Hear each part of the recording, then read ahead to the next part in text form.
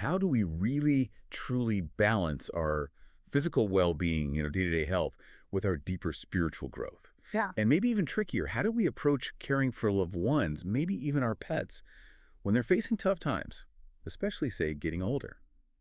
These feel like really personal questions, but almost everyone faces them, right? Today, we're diving into something truly fascinating, session 104 of the Law of One. What makes this one stand out, I think, is how it blends the super practical, like everyday stuff with these huge metaphysical ideas. It's almost like listening in on a personal consultation, where it answers very specific questions, but wraps them in this universal wisdom. So our plan today is to unpack this session, really go question by question, and pull out the key insights for you. It really is a perfect example, isn't it? How Ra consistently shows there isn't this strict separation between the mundane and the metaphysical. They show how our daily lives, our health, even how we interact with our pets, it's all deeply tied to these larger spiritual principles. And the answers, they often have these different layers of meaning. It really highlights how interconnected everything is. Yeah. Okay, so let's start at the beginning. The session opens focusing on Carla Ruckert, the instrument channeling Ra. In 104.1, Ra gives an assessment of her condition. They say it's somewhat less distorted towards physical bankruptcy and vital energy loss. Good start. But they add it still has considerable bias in their readings. That phrase, considerable bias, kind of jumps out. It does, and it's important here. When Ra talks about bias, they're talking about continuously monitoring her energetic state, because that state directly impacts the clarity, the quality of the communication. Think of it like a subtle static on the line, an energetic distortion affecting the message's purity. And it makes you think, doesn't it? Right. How does our own physical or energetic state affect how well we receive or, transmit information in our lives? Ah, okay. That makes sense. It's not a judgment, just an observation of the connection quality. Exactly. It's about the state of the vessel. Which leads right into some very practical advice in 104.2. Carla asks about the best amount of exercise. Ra gives a general guideline, maybe 3 or 4 times a week, about an hour total, daily for most people. But then it gets specific for her, citing her yellow ray, physical difficulty, and mind complex distortion. Right, and that yellow ray points to the energy center related to personal power, maybe ego, suggesting some underlying energetic or mental stuff affecting her physically. So for her, the specific advice is whirlpool 4 to 5 times a week, walking or other exercise as she likes, but keeping it under 90 minutes total per day. The reason? Lupoid changes in muscles and organs. Exercise helps regain strength. Makes sense. But then there's this really unexpected detail. Ra says walking is more appropriate because of the proximity of the entity to second-density creatures, particularly your trees. Isn't that fascinating? It suggests this deep, holistic connection where even physical movement ties into subtle energy exchanges with nature, with trees. Yeah. And then they note, well, her current living situation doesn't really allow for that kind of walking among trees.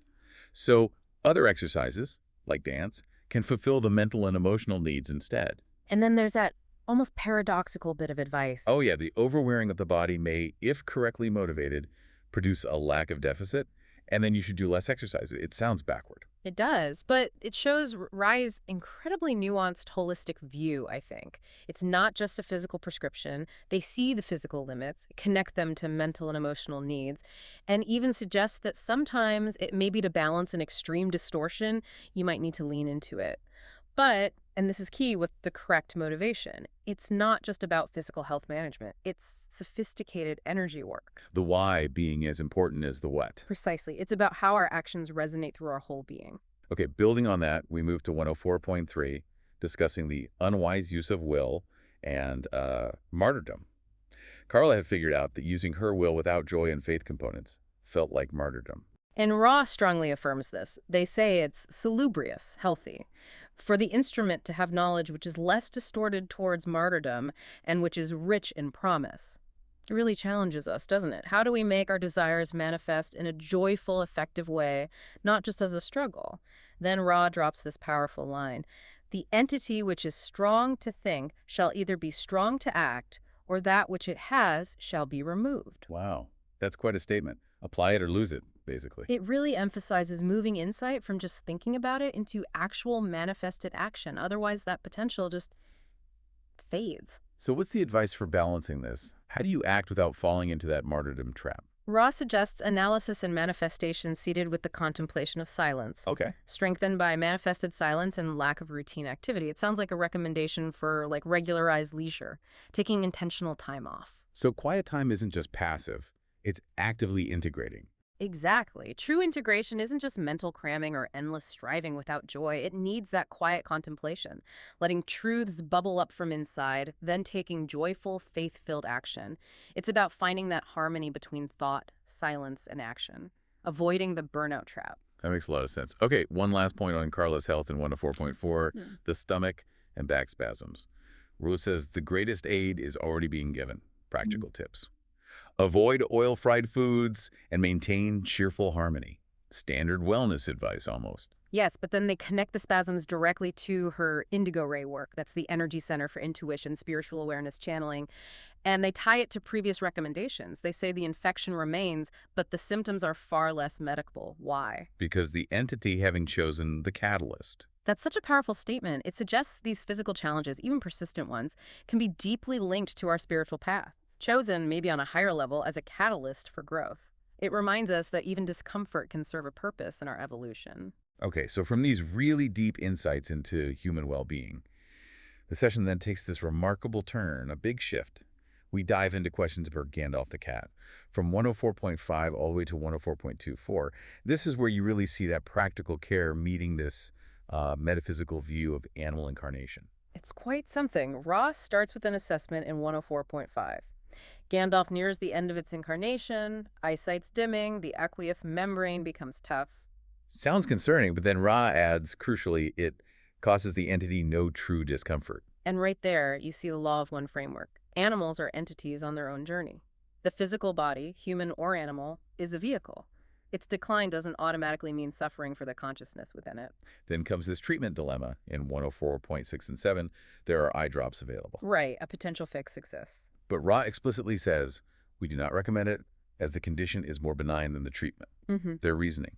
Confining the cat for the drops would cause more distress, more distortion than the eye condition itself. And that just raises such a core question about compassion, doesn't it? How do we weigh physical relief against the animal's overall experience, its emotional well-being? Ra's view is incredibly compassionate here.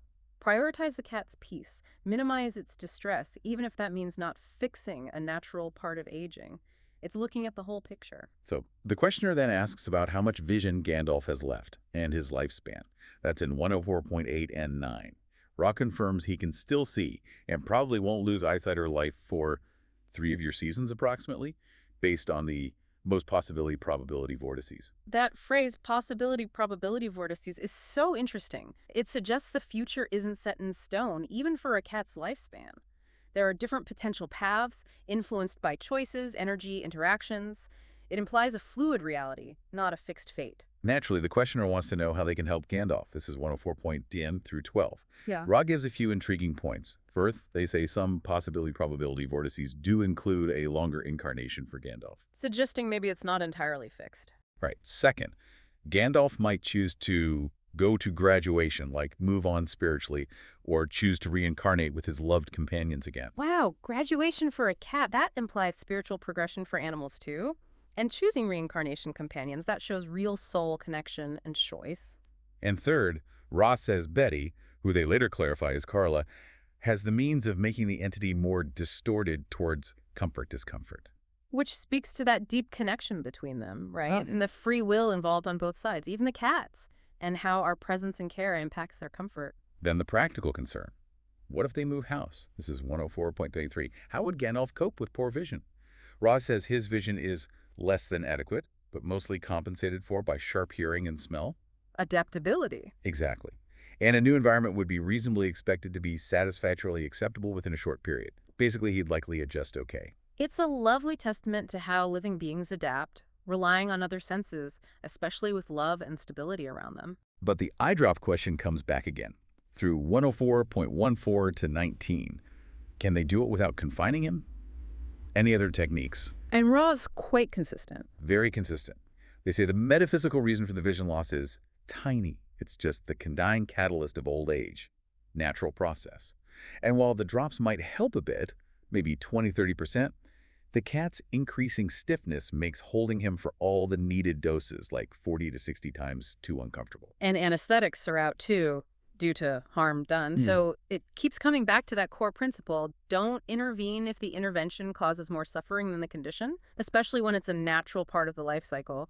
Sometimes the most compassionate thing is to allow nature's course, focusing on comfort and love, not fighting the inevitable. Which leads beautifully to the ultimate advice. After all the detailed questions, all the back and forth, Ra's final recommendation for Gandalf in 104.24 is incredibly simple. What is it? Rejoice in its companionship. Just be present, appreciate the time you have. Exactly. It makes you think, doesn't it? In our rush to fix things, do we forget the simple power of presence, of acceptance, of just appreciating the now? It's a profound reminder, especially with loved ones, human or animal. Cherish the journey together. Okay, so to wrap up this deep dive, the session pivots one last time. Two final, broader questions, more cosmic scale. In 104.25, the questioner mentions a sentence added to a book intro, claiming some of Jesus' teachings were censored by an empress. Right, a historical claim, and Ra's response is interesting, Yeah, they don't confirm or deny it directly. They say, this follows the way of subjectively interesting happenings, conditions, circumstances, or coincidences. which sounds a bit cryptic, but maybe it's a comment on how history itself works, how narratives form. That's how I read it too. Like it's about how information and beliefs spread and change over time. Yeah, influenced by subjective interest, coincidence, circumstance. It's less about the specific fact and more about the pattern of how knowledge evolves or gets lost. A much bigger perspective. Okay, final question. 104.26, a really big one. Was there no archetypal plan for evolution before the veil? Was it all just left to free will for beings to evolve however they wanted? And Ra's answer is just one word. Low. Boom, just no. Yeah. Short, but powerful. It implies there is a deeper structure, right? Right. Even before the veil, evolution wasn't just pure random free will. Exactly. It suggests an underlying blueprint, a design, even within the vastness of free choice. It points to that complex dance between our individual free will and some kind of overarching cosmic plan or structure guiding the whole evolutionary process. Fascinating stuff. So bringing this all together, Yeah. what's the takeaway from this deep dive into session 104? For me, it really shows how the big spherical stuff and the small, everyday practical things are completely interwoven. They're not separate. Totally. Managing health, energy, caring for pets. Every interaction, every choice can be a path for growth, for understanding. We saw Ra emphasize balancing body and mind, the importance of quiet reflection and joyful action. Mm-hmm. And that deep empathy, even for Gandalf's journey. It encourages us to think critically about challenges. Aren't they catalysts? And always approach things with compassion. It really grounds the cosmic in the everyday. It reminds you that the details matter. Your exercise routine, how you treat your cat, it's all part of the path. It beautifully shows the great journey is happening right here, Yeah. in these small moments too. And Ra's closing words in this session are just perfect. A wonderful perspective to end on. Yes, let's share those, Ross says. We leave you in appreciation of the circumstances of the great illusion in which you now choose to play the pipe and timbrel and move in rhythm. We are also players upon a stage. The stage changes, the acts ring down, the lights come up once again. And throughout the grand illusion and the following, there is the undergirding majesty of the one infinite creator. All is well, nothing is lost. Go forth rejoicing in the love and in the light, the peace and the power of the one infinite creator. I am Ra Adonai. All is well, nothing is lost.